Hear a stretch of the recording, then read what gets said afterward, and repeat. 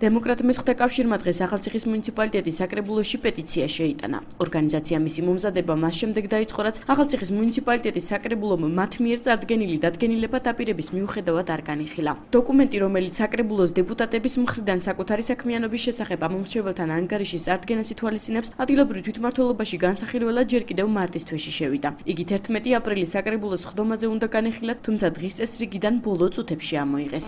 მაშინ საკრებულოს ხდომაზე განმარტეს, რომ მისი განხილვა მომდევნო შეხვედრაზე მოხდებოდა, თუმცა 5 მაისს ხდომა ისე ჩატარდა, რომ ამის შესახებ არც არასამთავრობო ორგანიზაციასა და არც მედია საშუალებებისთვის ადგილობრივ თვითმმართველობას არ უცნობებია.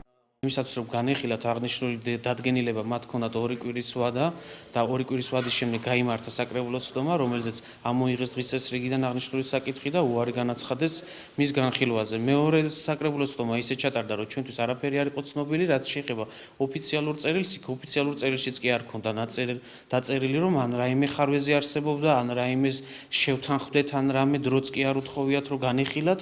არასამთავრობო ორგანიზაცია დემოკრატების კავშირის მიერ მომზადებულ პეტიციას ხელს ახალციხეში რეგისტრირებული 529 სრულწლოვანი პირი აწერს. ორგანიზაციაში განმარტავენ, რომ დადგენილების განხილვის მოთხოვნით საკმარისი იყო მათ საკრებულოსთვის ამომრჩეველთა საერთო რაოდენობის 1% წარადგინათ, რაც 370 ხელმოწერას გულისხმობს. როგორც დემოკრატების კავშირის იურისტი სოსო ხითარიშვილი აღნიშნავს, დოკუმენტი, რომლის განხილვასაც ორგანიზაცია მოითხოვს, ადგილობრივი თვითმმართველობის შესახებ კანონში გათვალისწინებული ნორმაა, რომლის მიხედვითაც თვითმმართველობის ორგანოები ანგარიშვალდებულნი არიან მოსახლეობას საკუთარი მუშაობის შესახებ ანგარიში წარუდგინან.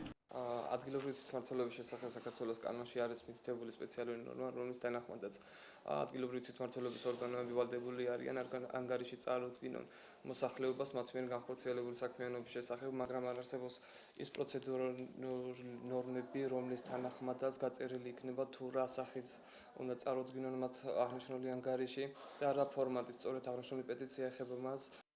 იმის მიზეზად, რომ ახალციხის საკრებულოს მიერ აღნიშნული დადგენილების განხილვა 2 თვის განმავლობაში არ მომხდარა, ადგილობრივ თვითმმართველობაში რამდენიმე საკითხს ასახელებენ. საკრებულოს საზოგადოებასთან ურთიერთობის სამსახურის სპეციალისტის რუსუდან ნებაძის თქმით, დოკუმენტი მათთან მარტის თვეში შევიდა, თუმცა მის განხილვას უარი დეპუტატების მხრიდან ეთქვა. მაშინ მიზეზად უახლოეს მომავალში დაგეგმილი ადგილობრივი ხელისუფლების გაყოფა და 2 თვითმმართველი ერთეულის ჩამოყალიბება დასახელდა. მარტის თვეში საკრებულოში შემოვიდა პროექტი დემოკრატთა კავშირიდან, საკრებულოს დადგენილების პროექტი, საკრებულოს წევრის ამომრჩეველთათვის ანგარიშის წარდგენის შესახებ. ეს პროექტი უნდა განხილულიყო მარტის ხდომაზე, მაგრამ დეპუტატების გადაწყვეტილებით, საერთო გადაწყვეტილებით არ განიხილეს და მიზეზი იყო ის, რომ მოსალოდნელი თვითმმართველობის ცვლილებების გამო არ განიხილეს, ანუ საერთოდ არ შეიტანეს ეს პროექტი. ბიურომ არ ჩათვალა მიზანშეწონილად განეხილა, რადგან პროექტის მექანიზმები ბოლომდე დაზუსტებული არ იყო. ასე განმარტა დოკუმენტის განუხილველობის მიზეზი საკრებულოს დეპუტატმა ზურაბ ჭელიძემ. მისი თქმით, დებულებაში სწორად უნდა იყოს დაგეგმილი, როგორ უნდა მოხდეს საკრებულოს წევრების ამომრჩეველთან შეხვედრა და შემდეგში მისი ანგარიშგება. ასევე რა მექანიზმებით უნდა გაიწეროს ეს ყველაფერი დებულებაში. დეპუტატი ამბობს, რომ პროექტი უახლოეს საკრებულოს ხდომაზე განსახილველად გავა, თუმცა მის თავდაპირველ ვარიანტში ცვლილებები განხორციელდება. მექანიზმები საკრებულოს წევრების შეხვედრის ამომრჩეველთან აქ არ არის ლაპარაკი ტექნიკურ და ორგანიზაციულ საკითხებზე.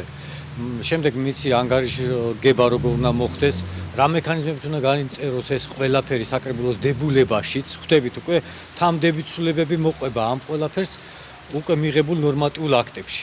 აი ეს მიზეზიც იყო, რომ არ მოხერხდა უახლოეს 3 კვირის მანძილზე ამ თემის აქცენტირება. არასამთავრობო ორგანიზაცია დემოკრატების კავშირმა აღნიშნული დადგენილება ანგარიშვალდებული თვითმმართველობის პროექტის ფარგლებში მოამზადა. იგი ქვეყნის 7 მუნიციპალიტეტში ხორციელდება. რუსთავისა და ზუგდიდის ადგილობრივმა ხელისუფლებამ დოკუმენტი უკვე მიიღო. 4 მუნიციპალიტეტში კი პროექტის განხილვა მიმდინარეობს. დადგენილების განსახილველად ხელმოწერები მხოლოდ ახალციხეში შეგროვდა. პეტიციის შეტანის შემდეგ ადგილობრივი თვითმმართველობა ვალდებულია პროექტი 1 თვის ვადაში განიხილოს, თუმცა დაამტკიცებს თუ არა იგი დოკუმენტს ეს კვლავ მათ კომპეტენციაში შედის.